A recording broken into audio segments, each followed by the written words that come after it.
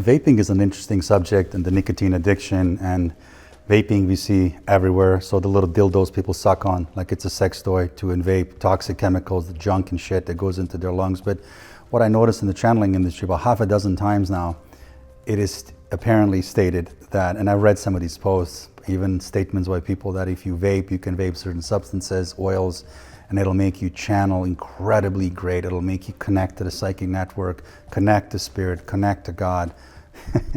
Right, I'm gonna go buy me a $14 vape so I can channel Source and God, Jesus and Moses at the same time. Right, this is absolutely outrageous and appalling. It's completely false. It's a falsified statement, it's falsehood. How to channel better? No, you're not gonna be channeling anything if you're vaping some toxic shit along with nicotine going into your brain barriers and receptors and into your heart and into your lungs. So the psychic network will not be enabled. Secondary chakras, primary chakras, fourth density access, including layers responsible for channeling or telepathic communication or mediumship, none of these things. Absolutely not. In fact, the connection will be blocked. Drug use, alcohol use, connection will be blocked. So vaping, nicotine, along with toxic chemicals isn't something that anyone should ever use for a healthy spiritual life. And plant medicine, when it comes to Alaska, DMT, Bufo, all these things, this is fine. This is plant medicine. They're great teachers, the greatest healers, the best healers, but not how to channel overnight enablers. But the other form of vaping, definitely I was asked to talk about by a lot of people, is it good, is it bad? No, it's horrible. Vaping's horrible. It's the most horrendous way of ingesting nicotine, along with an entire long laundry list of toxic shit chemicals, all combined together in an ultimate mix, intertwined with poison and venom. The shit mix, I call it. And you're putting that right into your lungs. I mean, vaping has become an extremely dangerous trend in our society, not just by teens and younger folks, so college or high school, but also by people that are adults. They believe that vaping is great because you're ingesting healthy dosages of nicotine. But the truth is far from that. No one talks about the chemicals in the vape, the oils in the vape. Vaping may not involve burning tobacco, but it delivers high dosages of nicotine along with a cocktail of toxic chemicals and oils that actually damage nearly every organ in the body, including the lungs. It is a toxic tornado of junk. That's all it is. So let's not be blind and believe some fairy tale illusion story of safety. There's nothing safe about vaping. It's a ridiculous addiction, toxic addiction, horrible addiction. I mean, smoking, we already know. We know it's extremely harmful. Often in long-term use, it's deadly. We know that. In the United States, the US lung cancer is the second most largest common cancer, but it's the leading cause of cancer death. Cigarettes release about 7,000 chemicals, and almost all of them are known to cause cancer, almost all of them. These chemicals range from everything from carbon monoxide to tar, arsenic, formaldehyde, hydrogen, C-hide, benzene, and many, many others. And each puff delivers this poison that damages the DNA. So how do people think that vaping is any different? Why? Because it tastes like watermelon and mango? Is this why? Vaping is not risk-free. So let's stop pretending that it's so innocent, that it's so harmless, that it's a healthy dosage of nicotine that's delivered to the body during vaping. This is a large lie. It's a lie that people tell themselves. It's a very large and deadly misconception. It's not even a myth. It's a lie. It's an absolute blunt deception. It's disinformation. There's a difference between disinformation and misinformation. This is disinformation. When you're heating and vaping liquids and oils, they produce a mix of what's called formaldehyde with also another mix called acetaldehyde, and then another mix called acrolein. And what they do, they pretty much destroy everything that there's to do in your lungs. These are very, very dangerous compounds.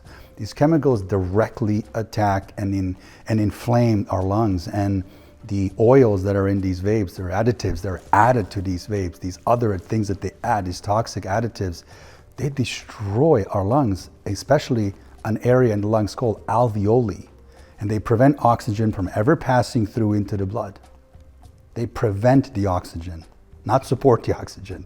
And once these oils then settle in our lungs, they don't come out. No detox juice and no diet and no fitness facilities or meditations will ever flush these things out. They stay there forever. So the moment we inhale this junk, the nicotine races into the bloodstream, it crosses into our brain or brain barrier, and what happens there within seconds? Yeah, it triggers a rush of chemicals like dopamine and norepinephrine. So the things that make you feel focused and alert, and people love it because of these temporary, very, very temporary effects. And what happens with them? They fade away very, very quickly. And the brain starts craving for more. And give me another hit. Let me take another puff. Let me take another hit. And this is how addiction begins in the first place. But people don't think they're addicted. But also, too, it's very important to talk about the brain, the brain barrier. Once this shit is in the brain barrier, the neurons there that are located in that area are forever holding on to these vaping chemicals. They cannot be detoxed. Neurons in our brain isn't something that grows every day. There's no 10 million new neurons and tomorrow another batch is born or birthed. No, absolutely not. They stay there as is. We don't regenerate them. They don't regenerate. And that's the part about vaping that becomes even worse. The modern vapes, the modern type of devices use something called, I believe it's called nicotine salts. And what this does, this allows the companies to pack larger amounts of nicotine into each puff of the vape without the consequence of burning, the itching throat, the burning sensation, the itching sensation in the throat. So people are just puffing it constantly because of the additives. This means that the users now can inhale much, much more nicotine without realizing it. And because it's flavored, I mean, watermelon, banana, mango, strawberries, ice cream, chocolate, all these things, a person gets hooked on it immediately. They get hooked on it and that's it. They're not getting off. You can get off for a day, but you're hooked on it. One puff from a strong vape can deliver up to 5 times more nicotine than a puff from any cigarette. Not cigar, but a cigarette. That's a statistic, that's a fact. One vape pod can deliver enough nicotine that's equivalent to 1 pack of cigarettes to 2 packs of cigarettes. And I love people say, no, it's not bad at all. It's just a mango. It's not dangerous in any way. Yeah, because it tastes like mango, strawberry, and cotton candy. That's why you don't think it's dangerous. It hooks you on like a crack addict. Feels great, feels good, and before you know, you're addicted and you're destroying your lungs.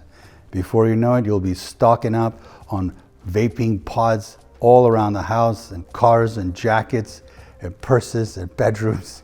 Everywhere you go, there's gonna be a vape.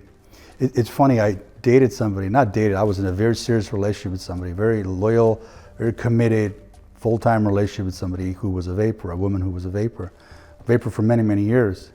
And first 2 months, I didn't even know she vaped. I swear to God, she hit it extremely well. And I always noticed, like, why does her breath smell like nicotine? But it tastes like mango and all of these different flavors. I didn't even know it at all. And I remember she had 11 vapes at one point. 11, I counted 11 different ones. And I came across some of them, and I remember I got mad. I took it out and I threw it out at the end of her cul-de-sac street. And she had like 4 or 5 hidden somewhere else. She had a vape in her car. She had a vape in her black purse. She had a vape in her gym jacket pocket, which she would put around her waist. She had a vape in 2 vapes next to the bed, so in the nightstand, 2 gray vapes in the nightstand. Absolutely ludicrous. She had it in the closet area under the bras, in the closet area in the bin with the underwear, and then in the toilet where the tampons were. All of in the kitchen as well, in the drawer where there was like staplers and pens and things like that.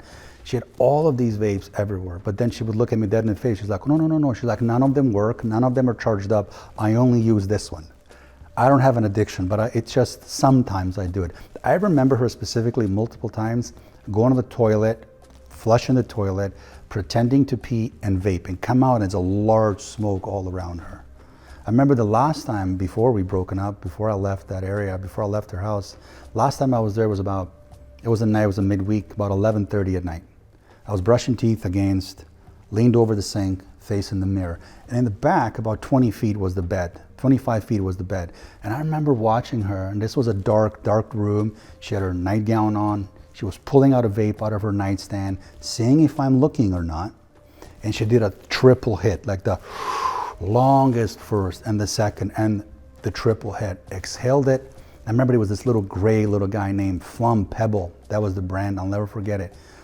3 large hits. Then I was watching her face, and she appeared like a drug addict. Not to imitate it, but I remember her closing her eyes and like just enjoying it, like she's exiting another dimension. Then I remember getting into the bed and staring at her eyes. Our nightstand lamps were on, and she had this numb look on her face, eyes partially closed. Her mobility was really slowed down. Her cognitive functions were slowed down. Her speech was slowed down. And I remember like asking myself, I'm like, is this for real right now?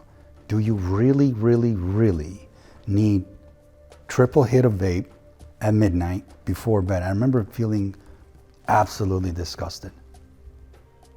I was asking myself, I'm like, at midnight, 5 minutes before intimacy, do you really, really need this? After vaping an entire day from your 11 vapes. Like, as I said, nicotine itself isn't the biggest problem here.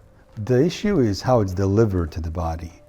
What method do we use to deliver it to the body? We know that the nicotine is a natural plant compound. It's found in vegetables, like I said, from tomatoes to potatoes to peppers. But these are very, very tiny little dosages. That's all. It's just, we can eat 100 potatoes a day. We're not going to feel the large effect of nicotine. Can nicotine improve focus and alertness? Absolutely. It's always been shown to do that. Real, raw nicotine. Nicotine as a product itself is in safe dosages daily, has ability definitely to enhance attention, focus, alertness, even increase blood pressure, even metabolism, even it can reduce appetite. Absolutely. Can it work on our dopamine? Absolutely. Can it activate our sympathetic, so alertness promoting natural circuits? Of course it does. Is it horrible? Will it kill you? Absolutely not. But what method are you using to deliver it to your body? Definitely not by vaping miniature dildo devices. I mean, there's different avenues of ingesting nicotine daily, from patches to gums to lozenges to sprays to toothpicks, even a foot bath, even knickknacks, these tiny little white candies. But none of these things involve any inhaling of toxic oils or chemicals into the lungs, into the bloodstream, none of these things. And the oils and the metals as well that are entering the body through vaping, through inhaling these oils, they don't just disappear. But vaping is also bad too, lastly speaking, it's because it's a mutagen. And what it does, it mutates the genes of cells. So it can actually affect women, so the egg quality, ovarian, it can create ovarian cancers, it can create a breast cancer, lung cancer, and the entire, like I said, long list of this junk that's entering the body goes into the lungs and goes into the bloodstream. So I can't think of one good goddamn reason why somebody would want to have 10 vapes, 5 vapes, 20 vapes, and vape constantly. Once in the bloodstream, many of these toxic chemicals cross into the brain barrier. We know that, everybody knows that. And once they've crossed into the barrier itself, the neurons there, they're forever hugging, holding these chemicals, and these neurons are not letting it go. It's like a hug that never disappears. I can't think of a single reason why somebody would want to regularly vape, and there are way safer avenues of ingesting the nicotine these days. Small dosages of nicotine, small and safe dosages of nicotine, whether it's 1 milligram or 2 milligrams or patches of gums, sure, whatever. Raw tobacco, organic tobacco, sure, absolutely. But to say that vaping is a healthy delivery of nicotine dosage into the body for the purposes of focus, alertness, and overall better mind, spirit, and body is the most dumbest and ignorant, idiotic thing to say. I think this is a lie that is told by people that are in denial that they even have an addiction. It's a lie you tell yourself. I'm not an addict, but I'll have 5 vapes, I'll have 3 vapes. I have vapes everywhere I go. That's like alcoholics too. They drink a bottle of booze every day, 30 beers, 40 beers. They say, we don't have a problem. Of course you have a problem. Absolutely. And I think if the smoking or alcoholism or vaping is a problem in the relationships, I mean, people that do that, let's quit that shit and have some respect for your partners, all right, that don't support your smoking, vaping, or drinking, and have respect for your children as well.